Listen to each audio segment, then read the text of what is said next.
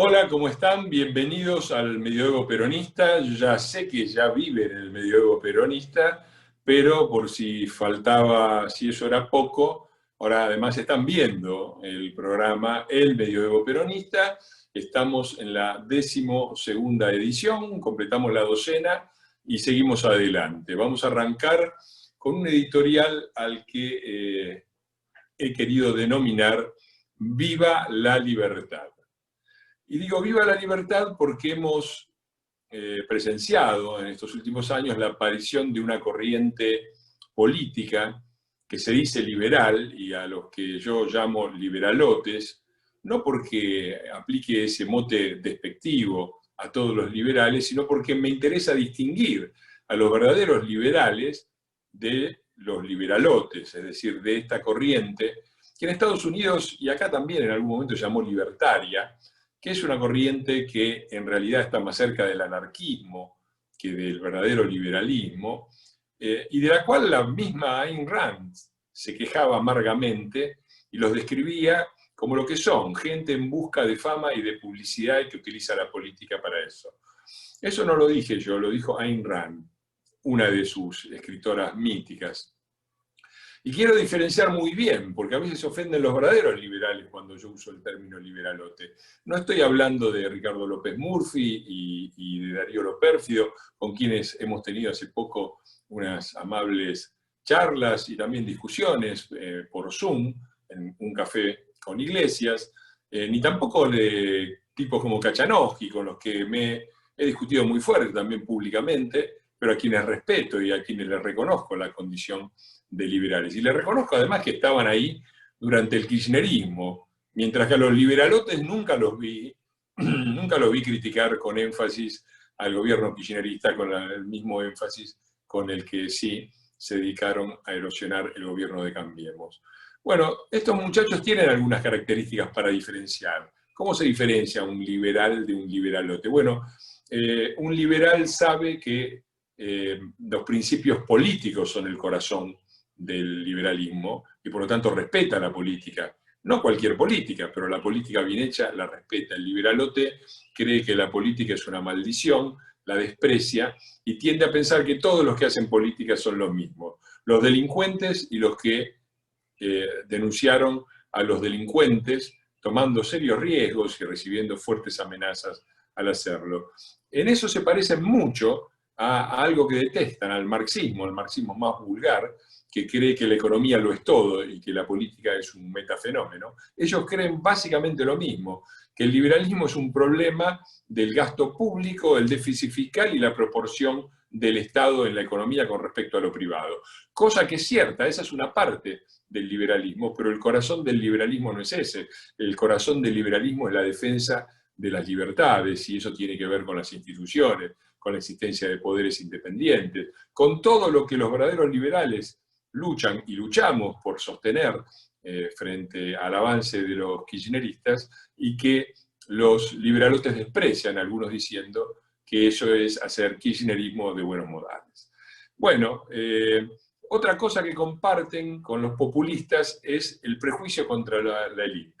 La élite para los populistas es siempre la culpable de todo y el pueblo es impoluto, no tiene nada que ver con su propia desgracia. Esto, en clave peronista, se dice la oligarquía contra el pueblo, en clave liberalota se dice la casta política contra los ciudadanos indefensos. Ciudadanos indefensos, cosa rara, que tienen un instrumento muy fuerte para condicionar a la casta política, que es el voto, y que tienen, como sucede en toda democracia, los gobernantes, no digo que se merecen, pero sí los gobernantes que votaron.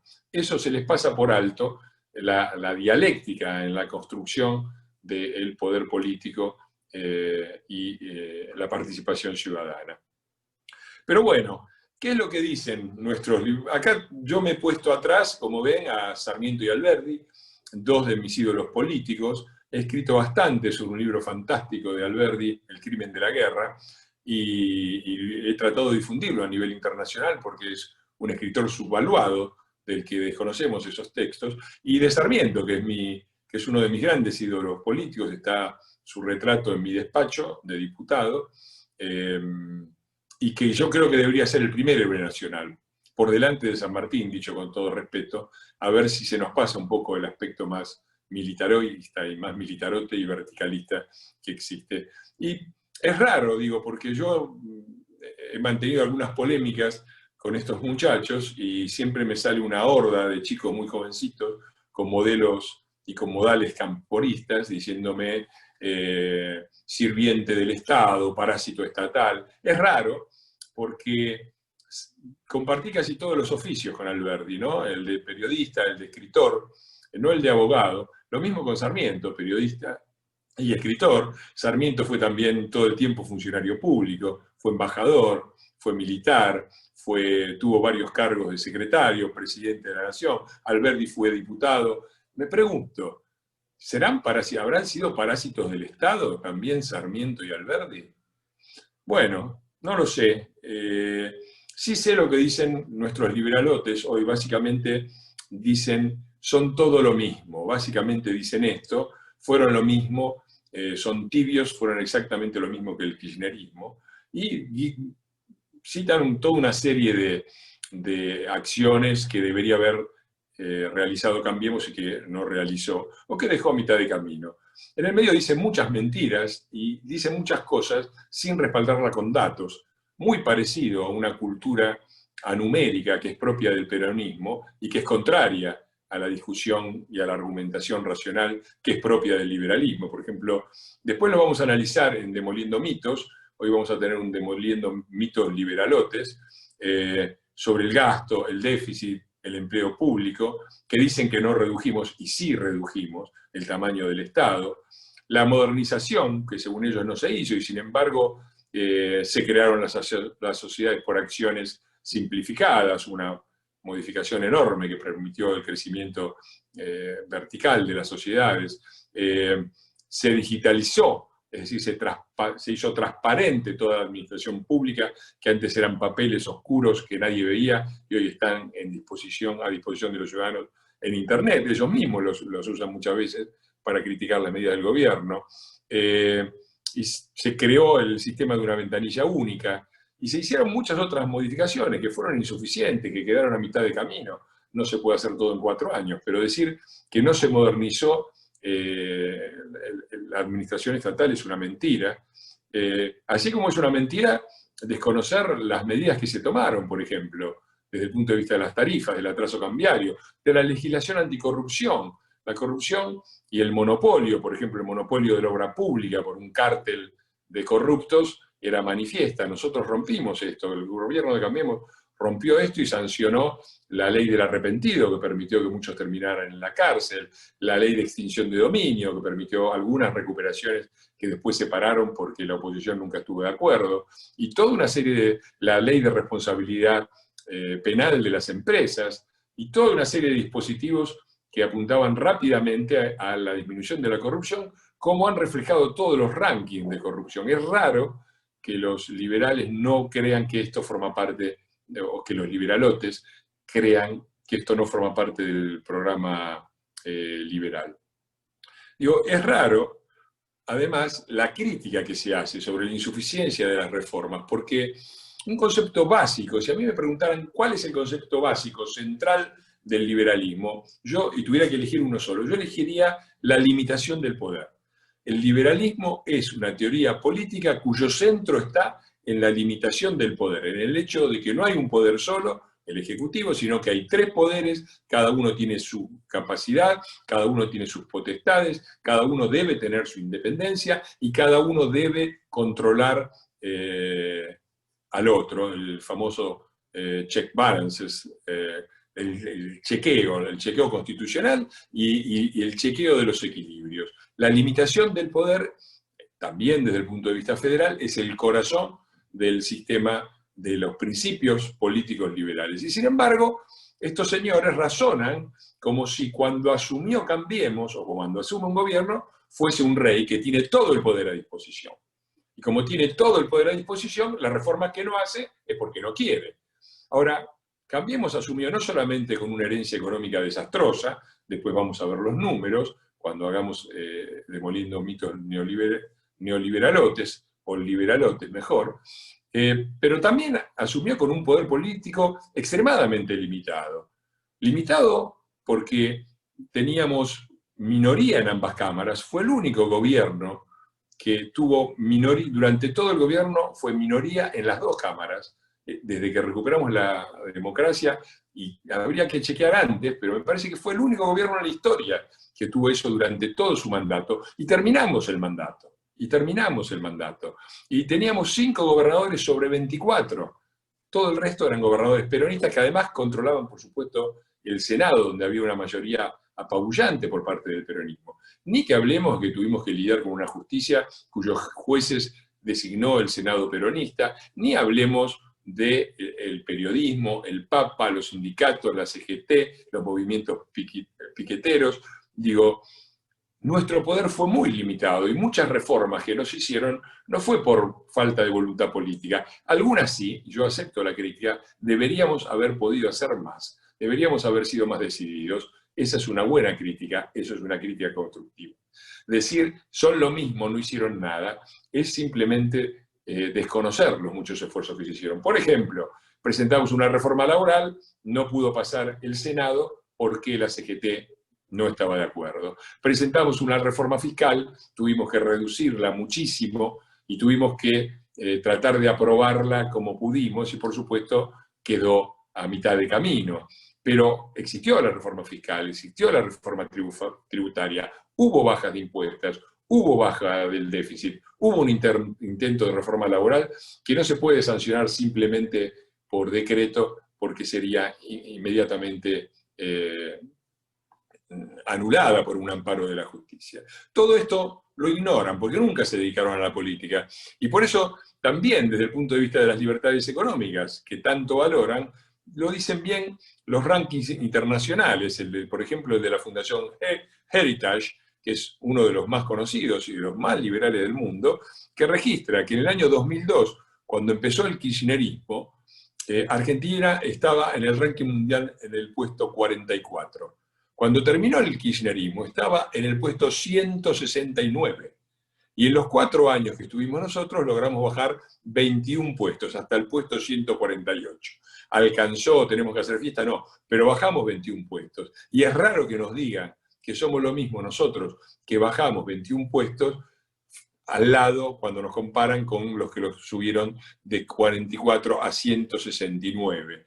Déjame hacer la cuenta, 125 puestos hacia ojo. Así que eso es lo que es absolutamente inaceptable. Esto de ponernos en el mismo bote a todos, y eso eso lo han hecho siempre. Es más, hoy cuando escuchamos a estos muchachos, son muy pocas las críticas dirigidas a este gobierno y son muchas las críticas dirigidas a Cambiemos, porque no intentan construir una oposición a esto, sino pescar en el electorado de Cambiemos y en sus valores liberales. Y es legítimo que lo hagan. Está perfecto, forma parte de la democracia, nadie les niega el derecho. Tampoco nos niegan a nosotros el derecho de decir lo que pensamos de esa actitud y de la falta de lealtad en la forma en que se discute. Se discuten y se tiran consignas y se las repite sin cesar, como no bajaron el gasto, cuando los datos dicen exactamente lo contrario. Y también es interesante, para ir cerrando, pensar qué era lo que discutíamos durante el gobierno de Cambiemos, el kirchnerismo de buenos modales, como lo llamaron algunos. Bueno, durante el kirchnerismo de buenos modales se discutía si había que bajar o no el gasto. Yo estoy completamente de acuerdo que había que bajar el gasto y reducir el déficit. Si se lo hacía a la velocidad adecuada, yo estoy de acuerdo que deberíamos haberlo hecho más rápido y más profundamente. Mi opinión vale poco, pero es la misma opinión que tiene el expresidente Mauricio Macri, que ha reconocido públicamente en eso un error. Eso era lo que se discutía. El déficit fiscal, el gasto fiscal. ¿Qué estamos discutiendo ahora con este gobierno que según ellos es lo mismo? Estamos discutiendo si existe la propiedad privada. Eso se discute hoy en la Argentina, si la propiedad privada es legítima. Miren las tomas de los parques nacionales por estos tipos disfrazados de mapuche. Miren lo que está pasando en Guernica y en todo el Gran Buenos Aires con las tomas de tierra. Miren los impuestos confiscatorios que están aplicando a un país reducido a una cuarentena por un decreto municipal del gobierno nacional. Eso es lo que se discute hoy. Impuestos confiscatorios, propiedad de la tierra, si existe o no la propiedad privada. ¿A ustedes les parece que es lo mismo discutir esto que discutir la velocidad de baja del gasto fiscal?